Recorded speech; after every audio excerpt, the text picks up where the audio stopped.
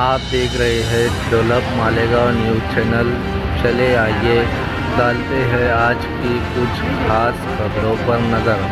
देखते हैं आज की कुछ खास खबरें, देखते हैं डेवलप मालेगांव। सलामताबाद नवी गली के तैयब दादा, मौलाना आबिद और वार्ड के कई जिम्मेदारों का फ़ोन आया।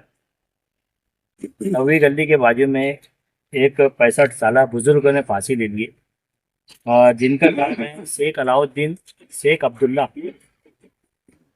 इसके ऊपर तो ज़्यादा हमारे को चर्चा करना नहीं है और ना ज़्यादा बताना है, मगर कुछ अहम बात मेरे को आवाम तक और शहर के जिम्मेदारान और उलमा इकराम तक पहुंचाना है कि ये तो जो बुजुर्ग थे शेख अलाउद्दीन शेख अब्दुल्ला, इनकी उम्र 65 साल थी और ये कोई एंड्रॉयड मोबाइल का और ना कोई पेपर का इस्तेमाल नहीं करते थे।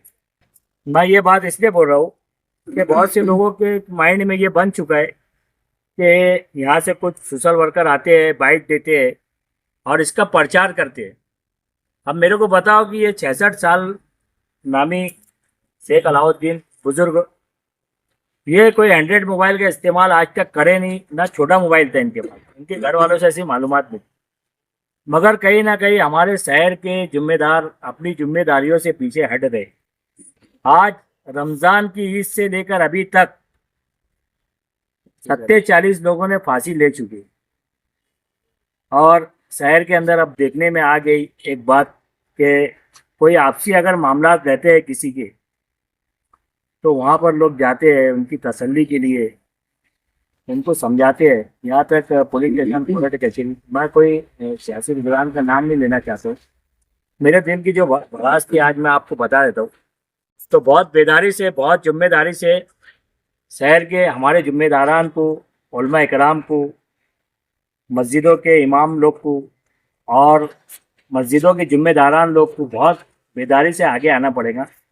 पहले देखने में आता था कि हर असर की नमाज के बाद हर मशरक के लोग जो है तो हम मस्जिद में आके मस्जिद से बाहर निकल के गश्त करते थे और गली में, महल्ले में लोगों को समझाते थे दीन क्या है, इस्लाम क्या है, इस्लाम धर्म क्या है। एक हम एक चीज़ ये लोगों तक पहुंचाते थे, नौजवानों तक पहुंचाते थे, बुजुर्गों तक पहुंचाते थे। कुछ हमारी माँ बहनें तक भी ये मैसेज जाता था, कुछ हमारे उलमा इकराम के ज़रिए इज्तिमाई होते थे, मगर वो शहर में अब नज़र नहीं आ रहे। तो बड़ी जिम्मेदारी के साथ मैं ये बात को दोहरा रहा हूँ कि रमज़ान की ईद से लेकर अभी तक 40 लोगों ने फांसी ले चुके हैं। तो बहुत बेदारी के साथ हमें सबको मिलकर जो है तो आगे आना पड़ेगा। वार्ड के जिम्मेदार भी यहाँ पे मौजूद है, वो भी इस मामले में कुछ बताना चाहेंगे।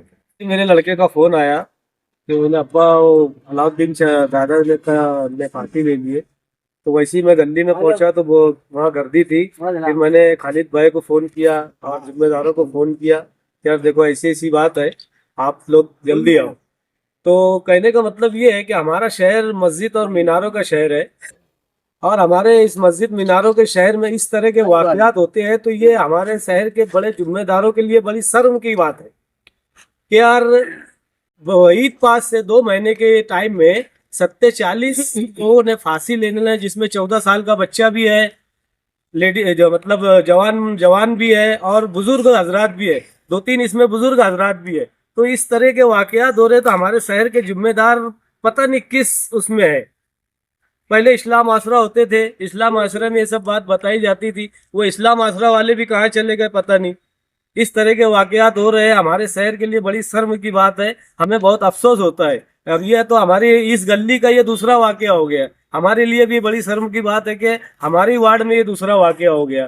तो मैं आपके चैनल के माध्यम से लोगों से बोलना चाहूँगा कि जो भी बात हो, अगर किसी चीज़ में आपको कोई टेंशन है, कुछ बात है, घरेलू कोई मामले है, तो अपने मोहल्ले के जिम्मेदारों से मिलो, अपने मोहल्ले के जिम्मेदारों के कान पे ये सब बात डालो। जो भी मसाइल हो, औरत का, घर का, जो भी पैसे का लेन देन का मसाइल हो, अपने वार्ड के जिम्मेदारों से मिलो, उनके कान पे बात रखो। इंशाल्लाह कुछ ना कुछ तो हल निकलता है हर मामले का, ऐसा नहीं है कि कोई मामले का हल नहीं निकलेगा। तो ये मेरी आप लोगों से, आपके चैनल से यही बोलना है कि यार तमाम ही लोगों से गुजारिश है कि कोई ऐसी बात रहे तो अपने वार्ड के लोगों से, जिम्मेदारों से कांटेक्ट करो और इस तरह की हरकत